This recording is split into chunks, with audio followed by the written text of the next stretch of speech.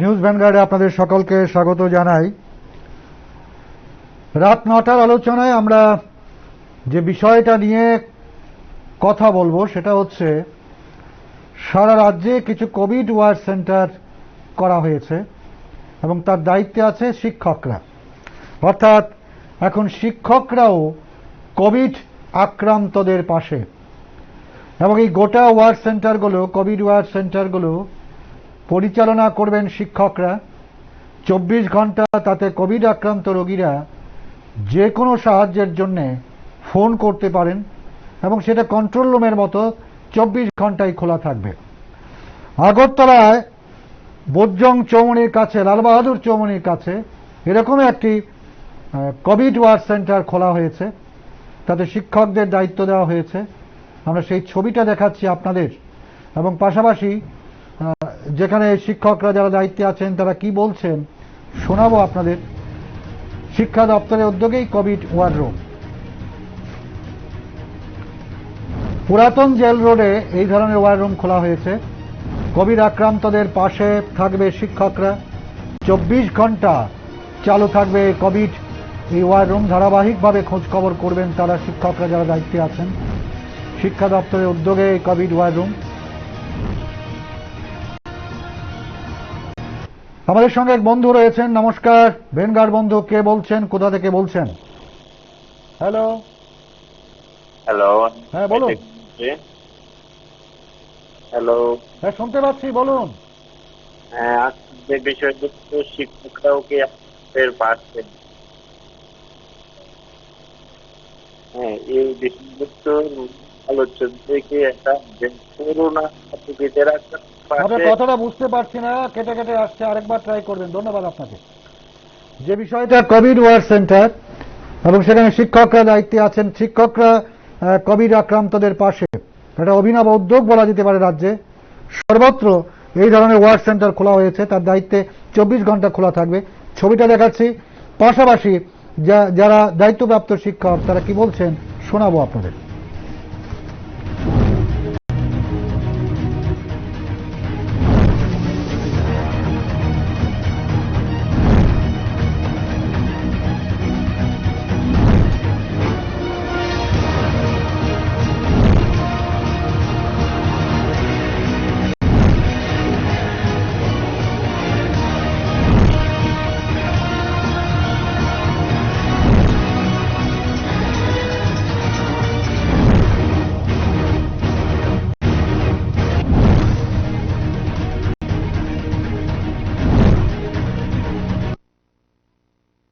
বিভিন্ন দায়িত্বে আছেন তারা এই কোভিড ওয়ার সেন্টারে বসে ফোনগুলো, যারা বিভিন্ন জায়গা থেকে কোভিড আক্রান্তরা ফোন করছেন, ২৪ ঘন্টা তাদের পরামর্শ দেওয়া, কোথায় গেলে চিকিৎসা পরিষেবা পাওয়া যাবে এবং যদি অক্সিজেনের অভাব হয়ে থাকে কোথায় গেলে সেটা পাওয়া যাবে, কোন হাসপাতালে কোভিড সেন্টার, নিকটবর্তী কোভিড কেয়ার সেন্টার বা কোভিড সেন্টারগুলোর নম্বর, সে বিষয়ে তারা শিক্ষক মশাইরা যারা দায়িত্বে আছেন তারা সহযোগিতা করছেন।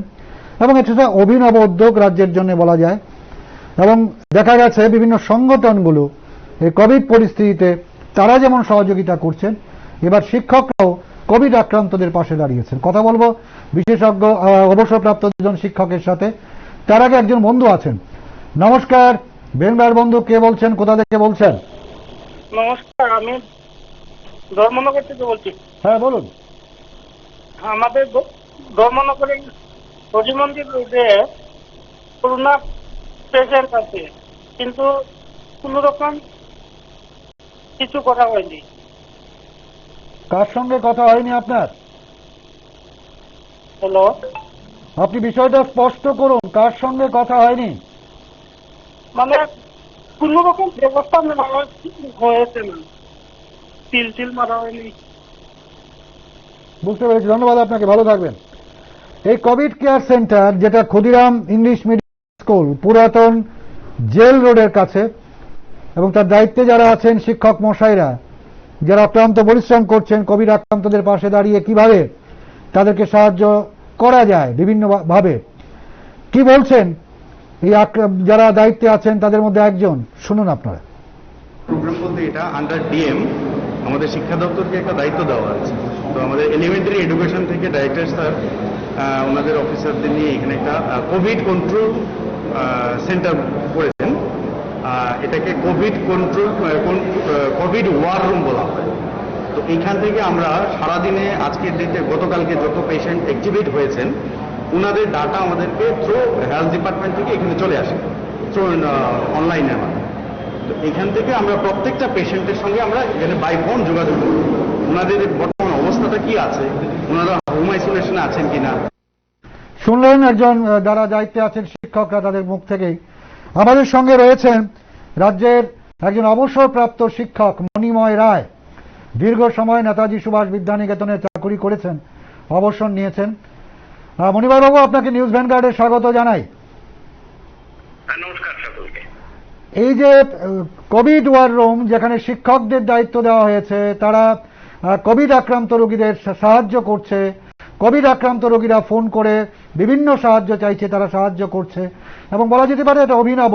এই উদ্যোগটাকে আপনি কিভাবে দেখছেন মণিময় বাবু? আমি খবরটা শুনেছি, দেখেওছি এবং কোভিড সংক্রান্ত বিষয়ে যারাই যে ধরনের সাহায্য করুক সেটা তো একটা অত্যন্ত গুরুত্বপূর্ণ এবং এই মুহূর্তে জরুরিও বটে, কোনো সন্দেহ নেই। কিন্তু কথা হচ্ছে যে সর্বক্ষেত্রেই শুধু শিক্ষকদের নিয়োগ করছে, সেই নিয়োগ কিন্তু একটা অভিযোগ রয়েছে যে শিক্ষকদেরই সবকিছুতে লাগানো হচ্ছে কেন, এটাও প্রশ্ন আছে।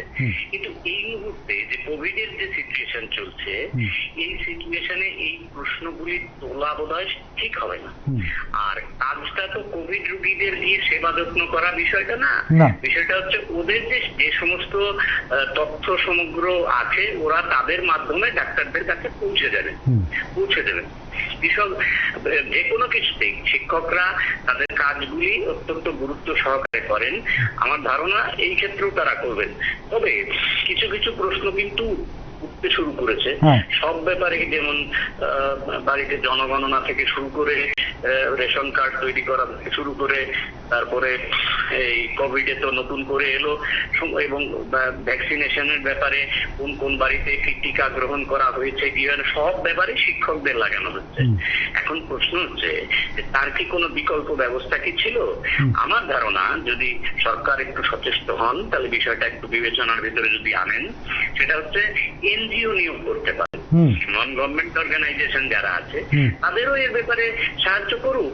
আর একটা বিরাট অংশের স্বেচ্ছাসেবক বাহিনী তৈরি করে স্বেচ্ছাসেবকদের সাহায্যে অল্প কিছু পয়সার বিনিময়ে, অল্প কিছু টাকার বিনিময়ে যদি তাদের নিয়োগ করা যায়, তাহলে আমার মনে হয় বিষয়টি আরো অনেক বেশি গুরুত্ব পেতে পারে। হ্যাঁ, আমি বিরোধিতা করছি না যে শিক্ষকদের নিয়োগটা এই মুহূর্তে প্যান্ডামিক সিচুয়েশনে আমি কোনো অবস্থাতেই বিরোধিতা করছি না।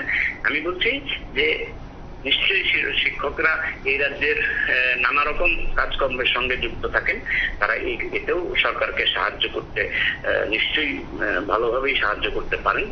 তবে সরকারের এই সিদ্ধান্তটা বিকল্প হিসেবেও আমি একটা প্রস্তাব রাখলাম, সরকার যদি বিবেচনা করেন তাহলে ভালো হয়। আরেকটা বিষয় মণিময় দা, দেখা গেছে আমরা কৈলাসহরের কথাই যদি বলি, কৈলাসহরে কিন্তু এক দুটি সাংস্কৃতিক সামাজিক সংগঠন তারা এই ওয়ার রুমে শিক্ষকদের কাজে সহযোগিতা করছেন এবং এই ধরনের একটি সাংস্কৃতিক সংস্থা আপনি জেনে থাকবেন, নির্ঘোষ নিক্ষণ, এই কৈলাসহরের একটি নামকরা সাংস্কৃতিক দল, তারা কিন্তু এই সময়ে এই ওয়ার রুমে শিক্ষকদের কাজে, আক্রান্তদের পাশে যে দাঁড়িয়েছে শিক্ষকরা, শিক্ষকদের কাজে কিন্তু সহযোগিতা করছে এবং এটা কিন্তু একটা ভালো দিক। হ্যাঁ, এবং এটা খুবই ভালো দিক। এবং সবচেয়ে বড় কথা, এই যে সংস্থাটা, সেটা কৈলাসহরে যে বছর কয়েক আগে যে বন্যা হয়েছিল, সেই বন্যাতেও তারা কিন্তু সক্রিয় ভূমিকা গ্রহণ করেছিল, মানে শরণার্থীদের সাহায্য ইত্যাদির ক্ষেত্রে। সুতরাং আমি সেই কথাই বলছি যে একটা জায়গা থেকে, বিভিন্ন জায়গা থেকে শিক্ষকদেরই শুধু নিয়োগ করা হবে সেই প্রশ্ন তো উঠবে। প্যান্ডামিক সিচুয়েশনে এই প্রশ্নগুলি তোলা ঠিক না, এটা আমি বুঝি, এটা প্রত্যেকেই বুঝবেন। এবং শিক্ষকরা অত্যন্ত গুরুত্ব সহকারে সিনসিয়ারলি কাজটা করেন। এই যে কৈলাসহরের যে সংস্থাটা এগিয়ে এসেছেন, তাদের তো সাধুবাদ জানাতেই হবে, তারা বসে থাকবেন। আরো অনেক সংস্থা আছেন যারা সাহায্যের জন্য উদ্গ্রীব এবং তারা করেও চলেছেন কিছু কিছু ক্ষেত্রে। সরকার তাদের সঙ্গে কথা বলতে পারে। অবশ্যই। ধন্যবাদ মণিময় দা, এতক্ষণ আমাদের সঙ্গে ছিলেন নেতাজি সুভাষ বিদ্যানিকেতনের অবসরপ্রাপ্ত শিক্ষক মণিময় রায় তিনি বিষয়টি তুলে ধরলেন এবং আমাদের রাজ্যের জন্য সেটা একটা ভালো দিক। শিক্ষকরা এই সময়ে কোভিড আক্রান্তদের পাশে দাঁড়িয়েছে। এই যে ওয়ার রুম যেটা করা হয়েছে বিভিন্ন জায়গায় বিভিন্ন স্কুলকে কেন্দ্র করে, সেখানে কম্পিউটার রয়েছে। কোভিড আক্রান্ত রোগীরা সেখানকার ফোন নাম্বারে যোগাযোগ করতে পারেন এবং কোভিড আক্রান্ত যারা পজিটিভ হবেন তারা কোথায় যাবেন, কি করে তারা চিকিৎসা পরিষেবা পাবেন, কি করেই বা তারা ওষুধপত্র নিতে পারবেন। দেখা গেছে হোম আইসোলেশনে আছেন অনেক পজিটিভ রোগী যারা এসিমটোমেটিক, বাইরে থেকে কোনো উপসর্গ নেই, অথচ তারা কোভিড আক্রান্ত। কিন্তু এই যে এসিমটোমেটিক রোগী তারা এতটাই কোভিড কে বহন করে যাচ্ছে যে তাদের দ্বারা 3 থেকে 400 লোক সংক্রমিত হতে পারে। ফলে তাদেরকে হোম আইসোলেশনে রাখাটা হচ্ছে সবার আগে জরুরি। তারা পরিবারের কারোর সাথে যাতে মিশতে না পারেন, এবং যেহেতু এটা সংক্রামক রোগ ফলে তাদেরকে একা আলাদা করে রাখাটা বাঞ্ছনীয়। এই অবস্থায় হোম আইসোলেশনে থাকা করোনা আক্রান্ত রোগীদের সাহায্য করা বিভিন্নভাবে সেটা কিন্তু করতে পারে এই ওয়ার রুমগুলো, যার দায়িত্বে আছেন শিক্ষকরা। একজন বন্ধু রয়েছেন ফোনে। নমস্কার ভ্যানগার্ড বন্ধু, কে বলছেন, কোথা থেকে বলছেন? হ্যাঁ দাদা নমস্কার, আমি কমলপুর থেকে বলছি। হ্যাঁ বলুন। দেখুন দাদা, এখন তো বর্তমানে করোনা কারফিউ চলছে, হ্যাঁ সেদিকে আমরা যথেষ্ট অবগত, কিন্তু আমি পেশায় একজন মৃৎশিল্পী। হ্যাঁ বলুন। এটা হচ্ছে আমার প্রথম পরিচয়। হ্যাঁ আমি পেশায় একজন মৃৎশিল্পী, আমি বিভিন্ন ধরনের ঠাকুর তৈরি করি। দেখুন বিগত বৈশাখ মাস থেকে এখন পর্যন্ত কোনো মূর্তির অর্ডার আমাদের এখানে এসে পৌঁছায়নি। আমরা মূর্তিও দিতে পারছি না কাউকে। যারা যারা এই মূর্তির অর্ডার দিয়েছে আগে, তারা বলছে যে আমরা মূর্তি দেব না। সেই অবস্থায় আমরা এখন বিভিন্ন ফাইন্যান্স কোম্পানি থেকে আমরা লোন নিয়ে আমরা ব্যবসা বাণিজ্য করে থাকি, কিন্তু এখন তো সেই ফাইন্যান্স কোম্পানিগুলো আমাদের উপর ভীষণ প্রেশার ক্রিয়েট করছে, যে বলছে যে আমাদের ইনস্টলমেন্ট তো আপনাদেরকে দিতেই হবে, এনিহাও এটা নিয়ে কষ্ট আপনারা ইনস্টলমেন্ট দিন। বুঝতে পেরেছি আপনার বক্তব্য। আমি আপনাদের মাধ্যমে আমি অনুরোধ করছি রাজ্য সরকারকে যেন সেই দিকে একটু লক্ষ্য দিন। অবশ্যই বুঝতে পেরেছি, ধন্যবাদ আপনাকে, ভালো থাকবেন। কমলপুর থেকে একজন মৃৎশিল্পী ফোন করলেন এবং তিনি যেটা বললেন, স্বাভাবিকভাবে এখন যারা মৃৎশিল্পের সাথে যারা যুক্ত এবং এই লুপ্তপ্রায় বা লুপ্ত হয়ে যাচ্ছে এই শিল্পটা, ফলে তারা এই কোভিড পরিস্থিতিতে তারা কিন্তু অসহায়। তারা কিছু মাটির তৈরি বা জিনিসপত্র তৈরি করতে পারছেন না, আবার তৈরি করলে কোথায় বাজারজাত করবেন সেটাও রয়েছে। ফলে এই কোভিড পরিস্থিতিতে তারা কিন্তু সবচেয়ে বেশি সমস্যায় আছেন। রাজ্য সরকার যাতে তাদের দিকে দৃষ্টি দেয় সেই আবেদনটুকু করলেন একজন মৃৎশিল্পী। আমরা যে বিষয়টা নিয়ে কথা বলছিলাম সেটা হচ্ছে করোনা আক্রান্তদের পাশে শিক্ষকরাও। শুধু শিক্ষকরাই নয়, সারা রাজ্যে বিভিন্ন সংস্থা, বিভিন্ন রাজনৈতিক সংগঠনগুলো তারা কিন্তু এই অতিমারির সময়ে তারা করোনা আক্রান্তদের পাশে, দুস্থ মানুষের পাশে দাঁড়িয়েছে। একজন বন্ধু আছেন। নমস্কার ভ্যানগার্ড বন্ধু, কে বলছেন, কোথা থেকে বলছেন? হ্যাঁ নমস্কার স্যার। হ্যাঁ বলুন। এই কোভিড আক্রান্ত রোগীদের এই হসপিটালের পরিষেবাটা একটু ভালো, যাতে থেকে পরিবার ভালো করে দেখবেন। ধন্যবাদ আপনাকে, ভালো থাকবেন। যেটা আপনাদের দেখাচ্ছি সেটা হচ্ছে কোভিড আক্রান্তদের পাশে শিক্ষকরা। যে ছবিটা দেখতে পাচ্ছেন আপনারা, সেটা হচ্ছে পুরাতন মোটর স্ট্যান্ডে, পুরাতন যেটা জেলখানা রয়েছে সেই পুরাতন সংশোধনাগারের পাশে ক্ষুদিরাম ইংরেজি মাধ্যম বিদ্যালয়, সেখানটায় এই কোভিড ওয়ার্স রুম খোলা হয়েছে। তার দায়িত্বে আছে শিক্ষকরা এবং দেখতে পাচ্ছেন কম্পিউটার নিয়ে বসে আছেন, কাজকর্ম করছেন। সেখানটায় যদি কোনো কোভিড আক্রান্ত রোগী বা তার পরিবারের লোকজন ফোন করেন, তৎক্ষণাৎ তাদেরকে সাহায্যের হাত পৌঁছে দেওয়া, বিভিন্নভাবে সাহায্য করা, সেই কাজটুকুই কিন্তু তারা করছেন। আমরা শোনাবো আপনাদের এই কোভিড ওয়ার্ড সেন্টারের যে শিক্ষক মশাইরা আছেন, রাজ্য সরকারের নির্দেশে, শিক্ষা দপ্তরের নির্দেশে তারা কাজ করছেন, কি বলছেন শুনুন। এই রিকোয়ারমেন্টস পেশেন্টের যা যা আছে সমস্ত কিছু আমরা দিই। পাশাপাশি ডেইলি কন্টিনিউয়াসলি এটা 10 দিন কন্টিনিউয়াসলি এটা ফলো আপ হবে প্রত্যেকটা পেশেন্ট। তো আমাদের এখানে 3টা টিম কাজ করে, সকাল 8টা থেকে রাত্র 8টা অবধি। 8টা থেকে একটা টিম 1, 12টা থেকে 4টা অবধি টিম 2 এবং 4টা থেকে রাত্র 8টা অবধি টিম 3। আর এখানে প্রত্যেকেই সবাই শিক্ষক এবং শিক্ষিকা।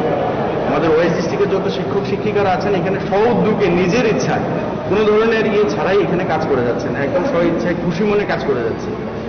তো আমরা গত 11 তারিখ থেকে সেটা শুরু করেছি এবং ভালোই চলছে। প্রত্যেক পেশেন্টের সঙ্গে আমরা গত 11 তারিখ থেকে সেটা শুরু হয়েছে। আমরা শুনবো পরবর্তী উনি কি বললেন। তবে তার আগে আমাদের সঙ্গে রয়েছেন রাজ্যের আরো একজন অবসরপ্রাপ্ত শিক্ষক শান্তি দেবনাথ।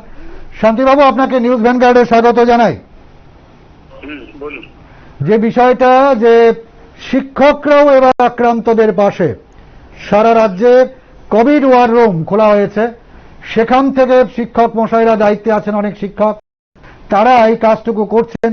কোভিড আক্রান্ত রোগীদের কিভাবে সাহায্য করা যায়, ফোন রিসিভ করা, সঙ্গে সঙ্গে তাদেরকে বিভিন্নভাবে সাহায্য করা, এই বিষয়টাকে আপনি কিভাবে দেখছেন শান্তিবাবু? আসলে উদ্যোগ যেটা নেওয়া হয়েছে, উদ্যোগটা অবশ্যই প্রশংসনীয় উদ্যোগ। প্রশ্ন হচ্ছে কাজ কতটুকু হবে। শুধুমাত্র হোয়াটসঅ্যাপ করে তথ্য সংগ্রহ করেই কিন্তু কোভিড রোগীদের সাহায্য করা যাবে আমি এমনটা মনে করি না। কোভিড রোগীদের সাহায্য করতে হবে, যারা আইসোলেশনে, তাদেরকে ওষুধ পাঠাতে হবে, তাদের জন্য খাবার পাঠাতে হবে, এই বন্দোবস্তগুলো করতে হবে। শুধুমাত্র হোয়াটসঅ্যাপের মাধ্যমে আমি কিছু খবর সংগ্রহ করলাম, তথ্য সংগ্রহ করলাম, সেই তথ্যগুলো স্বাস্থ্য দপ্তরে পাঠিয়ে দিলাম, এটাই কিন্তু সবচেয়ে বড় কাজ হলো না। তবুও এটা মন্দের ভালো, উদ্যোগটা একেবারে খারাপ নয়, উদ্যোগ ভালো দুটি। কিন্তু সেই উদ্যোগটা যাতে কার্যকরী হয়, উদ্যোগ যাতে শুধু উদ্যোগেই না থাকে, এটা যাতে আসলে কোভিড রোগীদের কাজে লাগে, সেই দিকটা কিন্তু আমাদের লক্ষ্য রাখতে হবে। কারণ এই অতিমারির সময় আমাদের প্রত্যেকেরই কিছু না কিছু দায়িত্ব রয়ে গেছে। মানুষ তো মানুষের জন্য, মানুষ যদি মানুষের সেবা না করে তাহলে কি করবে? এবং এই সময়ে কি, হ্যাঁ বলুন শান্তিদা বলুন। বলুন। এই সময়ে তো বিভিন্ন সংগঠনগুলিও পাশে দাঁড়িয়েছে, কোভিড আক্রান্ত রোগীদের, হোম আইসোলেশনে থাকা মানুষকে সাহায্য করছে, এবং শিক্ষকদের নিয়ে এই যে সিস্টেমটা যেটা বললেন, এবং যেটা যদি ফলপ্রসূ হয় তাহলে ভালো অবশ্যই।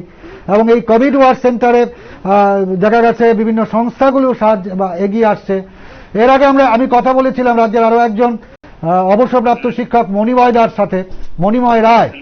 তিনি যেটা বলছেন, এই বিষয়টাকে তিনি স্বাগত জানিয়েছেন, কিন্তু ঘটনা হচ্ছে সব কাজে শিক্ষকদের কেন? কেননা এর আগে আমরা দেখেছি ঘরে ঘরে গিয়ে সেন্সাস করা বা বিএলওর দায়িত্ব নির্বাচন এলে, তো শিক্ষকদের বিভিন্ন সময়ে এভাবে ডাকাডাকি বা এই দায়িত্বটা অন্যভাবে রাজ্য সরকার ভাবতে পারত। শিক্ষকদের কেন এই ধরনের দায়িত্ব? যদিও অতিমারিতে সেটা ভালো উদ্যোগ, সেটাও বলেছেন।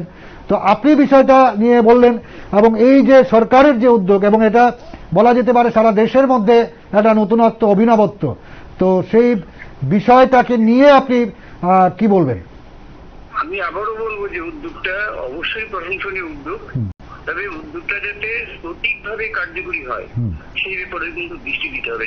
এই ব্যাপারে যেমন সংগঠনগুলোর দায়িত্ব রয়েছে, তেমনিভাবে কিন্তু আমাদের যে সরকারেরও দায়িত্ব রয়ে গেছে, এবং সমাজেরও দায়িত্ব রয়ে গেছে, দায়িত্ব রয়ে গেছে। কারণ এই অতিমারির সময়ে কে কতটুকু করলো সেই দোষারোপ করার ক্ষেত্রে নিজের সবচেয়ে বড় জিনিস হচ্ছে দোষারোপ না করে, পারস্পরিক দোষারোপ না করে আমরা কিভাবে সম্মিলিত প্রচেষ্টায় এই যে বিশাল অসুখ পৃথিবীর, সেই অসুখ থেকে কিভাবে পরিত্রাণ পেতে পারি সেই দিকটায় নজর দেওয়া প্রত্যেকে। অবশ্যই ধন্যবাদ শান্তিবাবু। এতক্ষণ আমাদের সঙ্গে ছিলেন রাজ্যের আরো একজন অবসরপ্রাপ্ত শিক্ষক শান্তি রঞ্জন দেবনাথ। গোটা বিষয়টি তুলে ধরলাম আমরা আপনাদের সামনে, যে কোভিড আক্রান্তদের পাশে শিক্ষকরা, এবং গোটা সারা রাজ্যেই এই ধরনের কিছু কিছু জায়গায় ওয়ার রুম খোলা হয়েছে। কেননা পজিটিভ বাড়ছে, আক্রান্তের হার বাড়ছে। আজকেও আমাদের রাজ্যে রেকর্ড সংখ্যক আক্রান্ত হয়েছেন, যদিও পরীক্ষা হয়েছে অনেকটাই বেশি, 10,000-এর উপর। মৃত্যুর সংখ্যা 3, এবং গতকাল আমরা দেখেছিলাম 5 জনের মৃত্যু হয়েছে। এর আগে 10 জন 11 জনের মৃত্যু হতেও আমরা দেখেছি। ফলে এই সময়ে সবার আগে জরুরি কোভিড আক্রান্তদের পাশে দাঁড়ানো, সবার আগে জরুরি যারা হোম আইসোলেশনে আছেন তাদেরকে সাহায্যের হাত বাড়িয়ে দেওয়া। একজন বন্ধু আছেন। নমস্কার ভ্যানগার্ড বন্ধু, কে বলছেন, কোথা থেকে বলছেন? আমি অরবিন্দ ধর পুনে থেকে বলছি। হ্যাঁ বলুন। যে আমার একটা প্রশ্ন। হুম। হ্যালো, হ্যাঁ বলুন, শুনতে পাচ্ছি, বলুন। আমার একটা প্রশ্ন যে আমাদের যে মার্চ মাসে অ্যানুয়াল এক্সাম হওয়ার কথা ছিল স্টুডেন্টের এডুকেশন ডিপার্টমেন্টে, হ্যাঁ, এটা তো এক্সামটা নেওয়া হয়নি কেন? কোন বিষয়টা? আপনার ঘরের টেলিভিশনের ভলিউমটা আগে কমিয়ে দিন, তারপর কথা বলুন। হ্যাঁ হ্যাঁ হ্যাঁ, আমার একটা প্রশ্ন। হ্যালো, হ্যাঁ বলুন, শুনতে পাচ্ছি, বলুন। এই যে স্টুডেন্টের যে অ্যানুয়াল এক্সামটা মার্চ মাসে হওয়ার কথা ছিল, হ্যাঁ, তাদের এক্সামটা হলো হয়নি, তাদের স্টুডেন্টের তো বহুত সমস্যা হইতেছে। আপনি কি চান এই সময়ে অ্যানুয়াল পরীক্ষা হোক, স্টুডেন্টরা স্কুলে যাক? না, একটা প্রশ্ন হলো যে তারা তো ধরেন নেক্সট ইয়ারের জন্য তারা তো রেডি হতে লাগে। তো এই সময়ে তারা তো স্কুলে দেখেন গিয়ে মানে কি তারা নেক্সট এই ইয়ারে সময়ে পড়াশোনা করবে না 2020 পড়াশোনা করবে? তারা এই সময়ে গিয়ে পরীক্ষা দিক, সেটা কি আপনি চান? না না, মার্চ মাসে পরীক্ষা হওয়ার কথা ছিল। মার্চ মাসে তো কোভিড এর প্রবলেম ছিল না। আপনি কোন ক্লাসে পড়ে আপনার স্টুডেন্ট, আপনার ছাত্র, আপনার ছেলে মেয়ে? তো ক্লাস 9-এ পড়ে। ক্লাস 9-এ পড়ে। তো এখন পর্যন্ত তো রাজ্য সরকারের যে সিদ্ধান্তগুলো নিয়েছে সেগুলো আপনি অবহিত আছেন? সেটা তো আছে, কিন্তু দেখেন আমার একটা প্রশ্ন, আমার প্রশ্নের উত্তরটা তো আমার ক্লিয়ার পেলাম না আপনার কাছ থেকে। মার্চ মাসে তখন কোভিড এর প্রবলেম ছিল না, অন্যান্য স্টেটে মার্চ মাসে ক্লাস 9-10 এক্সাম অ্যানুয়াল এক্সাম হয়ে গেছে, কিন্তু আমাদের ত্রিপুরাতে যে এক্সামটা হলো না, সেটার দায়িত্বটা কি ত্রিপুরা গভর্নমেন্ট এডুকেশন ডিপার্টমেন্টে এডুকেশন মিনিস্টারটা নেবেন? মার্চ মাস থেকে তো ধীরে ধীরে কোভিড পরিস্থিতি তৈরি হতে শুরু করেছিল। সেই জায়গায় মার্চ মাসে রাজ্য সরকার ঘোষণা দিয়েছিল যে স্কুলগুলো ধীরে ধীরে ক্লোজ করা হবে, এবং সেই সময় রাজ্য সরকার পরিস্থিতির দিকে নজর রাখছিল। একের পর এক সিদ্ধান্তের কথা আমরাও তুলে ধরছিলাম, রাজ্য সরকারের সিদ্ধান্তগুলো। সেই সিদ্ধান্তগুলো সম্পর্কে আগে অবহিত হন, তারপর প্রশ্নটা করবেন। ধন্যবাদ আপনাকে। যে বিষয়গুলো যে শিক্ষা দপ্তর বিভিন্ন সময়ে, কারণ কোভিড পরিস্থিতি এই সময়ে হচ্ছে ছাত্রছাত্রীদের নিয়ে বাঁচা, পরিবার নিয়ে বাঁচা, তারপর হচ্ছে পরীক্ষা বা অন্য যে কাজগুলো। গতকাল রাজ্যের শিক্ষামন্ত্রী সাংবাদিক সম্মেলন করেছেন। তিনি 1, 2, 3, 4 এই 4টি ক্লাসের যে প্রমোশন, অর্থাৎ আগামী দিনে পরীক্ষা ছাড়াই অন্য ক্লাসে প্রমোশন দেওয়া, সেটা সিদ্ধান্ত নিয়েছে রাজ্য সরকার। যদিও মূল্যায়নের জন্য পরীক্ষা হবে, ক্লাস 5 এবং ক্লাস 8 এর বিষয়ে এখনো সিদ্ধান্ত হয়নি। 9-10 এর বিষয়টাও সিদ্ধান্ত, বা 9-10 বিষয়টা হচ্ছে তারা তো পরীক্ষা দেবে, বোর্ডের পরীক্ষা। 9 বিষয়টা সম্পর্কেও রাজ্য সরকার সিদ্ধান্ত নেয়নি, তবে সিদ্ধান্ত নেবে। অন্য ক্লাসগুলো যদি প্রমোশন হয়, সেই ক্লাসগুলোর ক্ষেত্রে প্রমোশন দেওয়ার বিষয়টা নিয়েও রাজ্য সরকার ভাববে, গতকালই রাজ্যের শিক্ষামন্ত্রী জানিয়ে দিয়েছিল। ফলে এই পরিস্থিতির সাথে, বা যেহেতু কোভিড পরিস্থিতি, সেই পরিস্থিতি থেকে যতক্ষণ পর্যন্ত না উত্তরণ ঘটানো যায়, ততক্ষণ পর্যন্ত কিন্তু অন্য যে সিদ্ধান্তগুলো, সেই সিদ্ধান্তগুলো নেওয়া সম্ভব নয়। একজন বন্ধু আছেন। নমস্কার ভ্যানগার্ড বন্ধু, কে বলছেন, কোথা থেকে বলছেন? হ্যাঁ নমস্কার স্যার, আমি গোমতী ডিস্ট্রিক্ট কমলপুর থেকে রাহুল চক্রবর্তী বলছি। আজকে আপনারা যে বিষয়টা নিয়ে আলোচনা করছিলেন যে শিক্ষকরাও আক্রান্তদের পাশে, আমি এই বিষয়টা নিয়ে আজকে অনেক কিছু বলতে চাই স্যার। বলুন। আপনারা তো জানেন যে আজকে আমাদের ত্রিপুরা রাজ্যে আক্রান্তের সংখ্যাটা আরো বেড়ে গেছে, 879 জন আক্রান্ত, এবং মারাও গেছে 5 জন। এর মধ্যে আজকে করোনা পরিস্থিতি মোকাবিলা করার জন্য ডাক্তার, নার্স থেকে শুরু করে শিক্ষকরা পর্যন্ত আক্রান্তদের পাশে এসে দাঁড়িয়েছেন। আপনাদের নিউজ ভ্যানগার্ড চ্যানেলের মাধ্যমে আমার একটি প্রশ্ন আমার পূর্ববর্তী বক্তাকে, যে ওই বক্তা কি জানেন না যে করোনা পরিস্থিতিতে সব পরীক্ষা বন্ধ, হাফ ইয়ারলি এক্সাম থেকে শুরু করে অ্যানুয়াল এক্সাম বন্ধ। আমিও তো একটা শিক্ষিত ঘরের ছেলে, আমিও তো 2013 সালে বিএ পাস করেছি, সেই বিষয়টা তো আমি জানি। আজকে চাকরির জন্য বিভিন্ন ডিপার্টমেন্টে পরীক্ষা দেওয়ার কথা ছিল, কিন্তু করোনা পরিস্থিতি সব বন্ধ, সেটা আমিও জানি, কিন্তু আমার পূর্ববর্তী বক্তব্য সেটা জানে না। তাই আপনাদের নিউজ চ্যানেলের মাধ্যমে এইটুকুই বলতে চাইছি ওই পূর্ববর্তী বক্তাকে, যে খবরটাকে ভালো করে দেখুন শিক্ষামন্ত্রী রতনলাল মহোদয়জি কি বলেছে, এটাই বলতে চাইছি স্যার। বুঝতে পেরেছি, ধন্যবাদ আপনাকে, ভালো থাকবেন।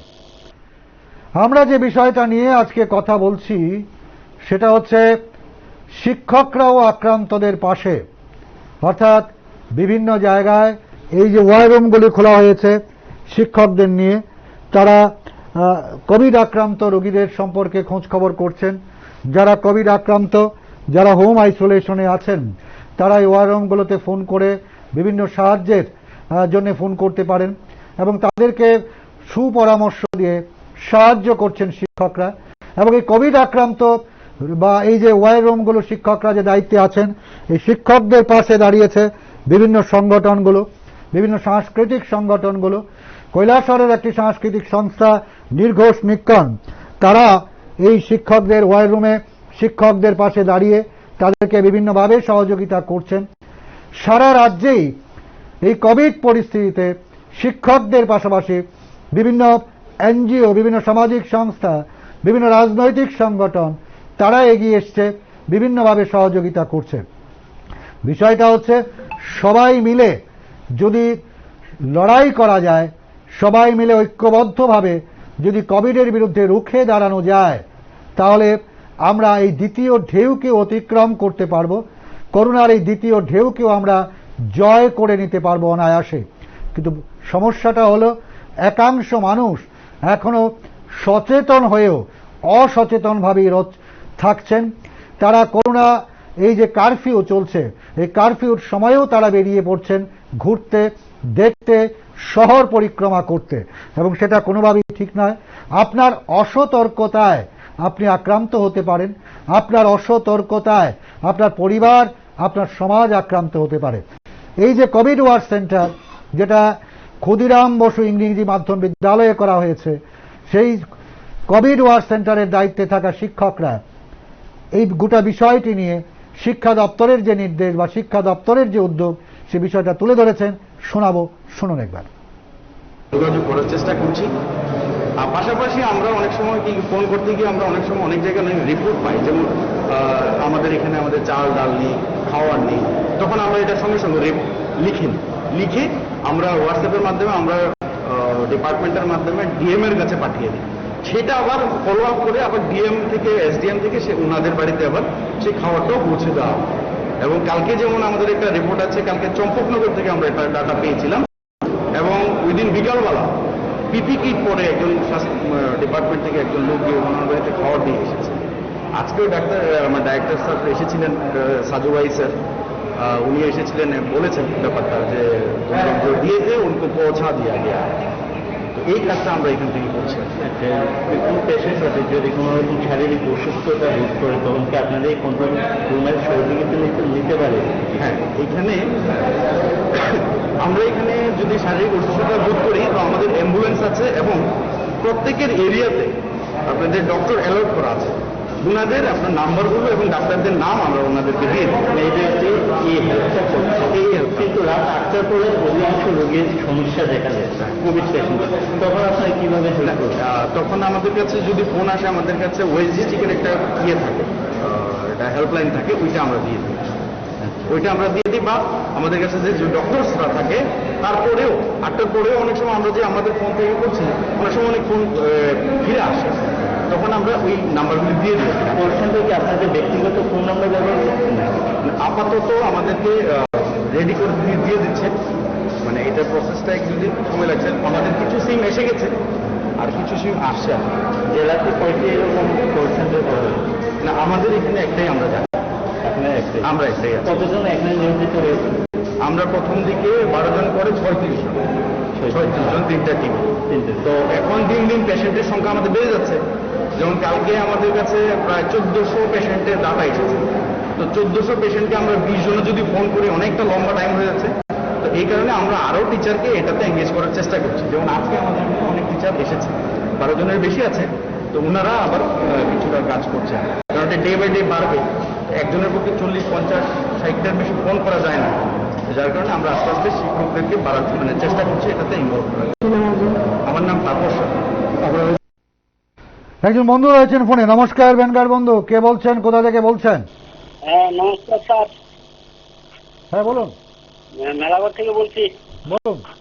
হ্যাঁ স্যার, ওই শিক্ষকরাও আক্রান্তের পাশে। বিষয়টা হচ্ছে শিক্ষকরা তো আক্রান্তের পাশে আছে, আরো আগের থেকেও আছে। তারা ডেপুটেশনে বিভিন্ন সাব সেন্টারে ভ্যাকসিনেটর অফিসার হিসাবে কাজ করতেছে, ঠিক আছে?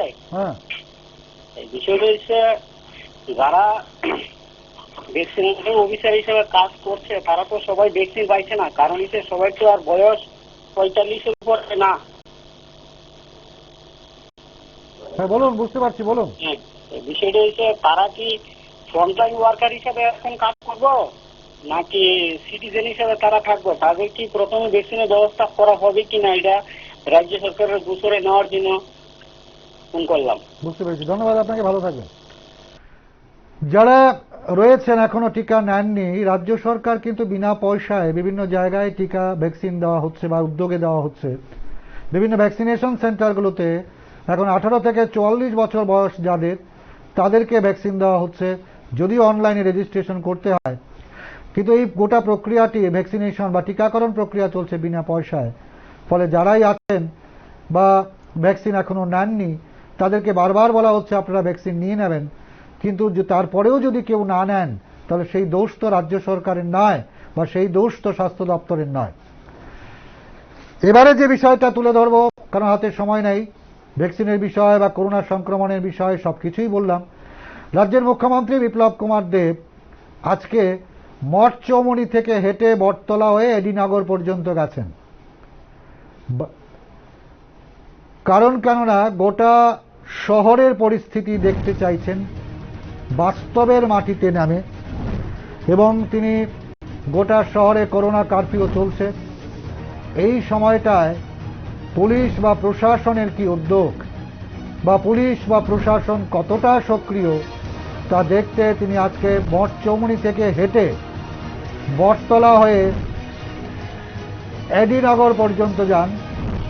কারণ কেননা এই বনমালীপুর বিধানসভা কেন্দ্রের একটি ওয়ার্ড কন্টেইনমেন্ট জোনে পড়েছে।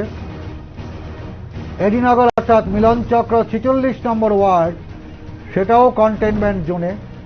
ফলে কন্টেইনমেন্ট জোন এলাকায় কতটা পুলিশ সক্রিয় তিনি সরজমিনে দেখতে আজকেই বিকেলবেলায় সন্ধ্যাবেলায় বেরিয়েছেন। প্রতিদিন রাতেই তিনি শহরের বিভিন্ন জায়গায় ঘুরছেন, দেখছেন যে করোনা কারফিউ কতটা মানছেন মানুষ, প্রশাসন কতটা সক্রিয়, পুলিশের নজরদারি কতটা, গোটা বিষয়টি তিনি চাক্ষুষ করতে চাইছেন। তার জন্য দীর্ঘ পথ আজকে হেঁটেছেন তিনি। মঠচৌমুহনী থেকে বটতলা হয়ে এডিনগর পর্যন্ত তিনি হেঁটে গেছেন। আপনারা সেই ছবি দেখছেন, সন্ধ্যাবেলার ছবি। এবং বলা যেতে পারে গোটা আগরতলা শহরের বিভিন্ন জায়গায় করা হয়েছে নাকা পয়েন্ট, এবং এই নাকা পয়েন্টে পুলিশের নজরদারি আছে। আজকেও সারাদিন যারা বিনা কাজে ঘর থেকে বেরিয়েছেন, প্রয়োজনে ঘর থেকে বেরিয়েছেন, তাদেরকে জিজ্ঞাসাবাদ করা হয় বিভিন্ন জায়গায়, মোড়ে মোড়ে, বিভিন্ন নাকা পয়েন্টে। দেখা গেছে মানুষ কিন্তু বিনা প্রয়োজনে, কিছু মানুষ আছে যারা অফিসে যাচ্ছেন, কিছু মানুষ আছে যারা প্রয়োজনে বেরিয়েছেন, ঔষধ কিনতে বেরিয়েছেন, আবার কিছু মানুষ বিনা প্রয়োজনে বেরিয়েছেন। তাদেরকে চিহ্নিত করে তাদের বিরুদ্ধে ব্যবস্থা নেওয়া, তাদেরকে আবার ফিরিয়ে দেওয়া যে আপনি যেখান থেকে এসছেন সেখানে চলে যান, সেই কাজটুকুই আজকে সারাদিন করোনা কারফিউর আজকে তৃতীয় দিনে করেছেন পুলিশ আধিকারিকরা।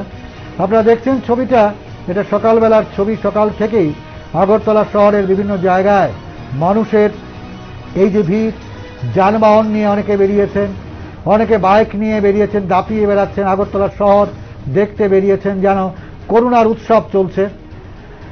বিনা কাজে তারা ঘুরে বেড়াচ্ছেন। সেটা যদি চলতে থাকে তাহলে সংক্রমণ কিভাবে কমবে? একজন বন্ধু আছেন, নমস্কার। ভেনগার বন্ধু, কে বলছেন, কোথা থেকে বলছেন? নমস্কার, আমি তেলিয়ামোড়া থেকে। হ্যাঁ বলুন। আসলে এই মুহূর্তে আমাদের রাজ্যে সমগ্র অংশের সচেতন নাগরিকরা সরকারের পাশে দাঁড়ানো উচিত। হ্যাঁ, বিভিন্ন সামাজিক সংস্থাগুলি কোভিডের যে বিষয়গুলি নিয়ে হ্যাঁ, এইগুলি যাতে রাজ্যের মধ্যে মানুষ যথাযথভাবে পালন করে সেই বিষয়ে মানুষকে সচেতন করার চেষ্টা করছে। আমাদের রাজ্যের 37 লক্ষ মানুষের যিনি মুখ্যমন্ত্রী, হ্যাঁ, তিনি কিন্তু এই কোভিডের বিষয়ে অত্যন্ত সচেতন এবং মানুষকে যাতে রক্ষা করা যায়, মানব সম্পদ যাতে রক্ষিত থাকে, সেই বিষয়ে সরকার তার দৃষ্টিভঙ্গি অত্যন্ত মানুষের পক্ষে। ইদানিংকালে সরকার যে সিদ্ধান্তগুলি নিচ্ছেন তা থেকে স্পষ্ট যে সরকার এই কোভিড পরিস্থিতির মধ্যে অত্যন্ত সচেতনভাবে এগিয়ে যেতে চাইছে। আজকের যে ক্যাপশনটা আপনারা রেখেছেন, আসলে শিক্ষকরা হচ্ছে সমাজের মেরুদণ্ড। তারা সৃষ্টির শুরুতেই, পৃথিবীর সৃষ্টির শুরুতেই শিক্ষকরা তখন থেকে আজকে অব্দি শিক্ষকরা তাদের নিরলসভাবে তাদের কাজ করে যাচ্ছে। এই বিষয়ে কোনো দ্বিমত নেই। আমি আশা রাখি যে সরকার এবং আমজনতা সবাই যদি সচেতন থাকে তাহলে এই পরিস্থিতির মধ্যে থেকে আমরা উত্তরণ হতে পারি। বুঝতে পেরেছি, ধন্যবাদ আপনাকে, ভালো থাকবেন। এদিকে দেখতে দেখতে সময়ও শেষ হয়ে গেল। আমরা এই ছবিগুলো তুলে ধরলাম এই কারণেই, মানুষ যতটা বেশি সচেতন হয় ততই সংক্রমণের গতিটাকে আটকানো সম্ভব হবে। মানুষ সচেতন না হলে সংক্রমণ বাড়বে, মানুষ সচেতন না হলে মৃত্যুর হার বাড়বে। বিশেষজ্ঞরা, চিকিৎসকরা বারবার একটা কথাই বলছেন যে এখন সবার আগে জরুরি সংক্রমণ রোখা, সবার আগে জরুরি মানুষকে সচেতন করা। এখনো বহুলাংশে মানুষ সচেতন, কিন্তু একাংশ মানুষ এখনো সচেতন নন। আবার কেউ কেউ সচেতন হয়ে অসচেতনতার কাজ করছেন। কেন্দ্রীয় সরকার বা কেন্দ্রীয় স্বাস্থ্য দপ্তর বারবার বলছে, পরিসংখ্যান দিচ্ছে যে যে রাজ্যগুলোতে সংক্রমণের ঊর্ধ্বগতি ছিল সেই সব রাজ্যগুলোতে সংক্রমণ ক্রমে থিতু হয়ে আসছে, কমে আসছে। কিন্তু ত্রিপুরা, মণিপুর, মেঘালয়, সিকিম এই 4টি রাজ্যে সংক্রমণের ঊর্ধ্বগতি, সংক্রমণ বাড়ছে প্রতিদিন। সেটা কেন হবে সেটাই বুঝতে পারছেন না কেন্দ্রীয় স্বাস্থ্য দপ্তরের আধিকারিকরা। ফলে এই রাজ্যগুলোকে বা এই রাজ্যগুলোর মানুষ যারা বসবাস করছেন সেই রাজ্যগুলোতে তাদেরকে সচেতন হওয়া, কোভিড বিধি মেনে চলার জন্য বলছে স্বাস্থ্য দপ্তর, বলছে কেন্দ্রীয় সরকার, বলছেন কেন্দ্রীয় স্বাস্থ্যমন্ত্রী। এই জায়গায় মানুষকে সচেতন হতে হবে, কোভিড বিধিগুলো মেনে চলতে হবে, করোনা কারফিউর যে নিয়ম সেটাকে মেনে চলতে হবে। করোনা কারফিউ এই কারণেই সংক্রমণের শৃঙ্খলটা ভাঙা। সংক্রমণের শৃঙ্খল ভাঙলেই সংক্রমণ অনেকটাই কমবে, হ্রাস পাবে এবং ঊর্ধ্বগতি যেটা সংক্রমণের তা থেকে স্বস্তি মিলবে। ফলে এই অবস্থায় কোভিড বিধি মেনে চলাই সবার আগে জরুরি।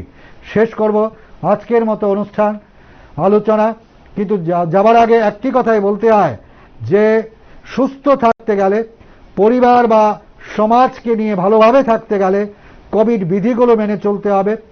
যারা হোম আইসোলেশনে আছেন তারা নিজেদেরকে পৃথক করে রাখা, হোম আইসোলেশন থেকে হুটহাট বেরিয়ে পড়া সেটা কোনোভাবেই ঠিক হবে না।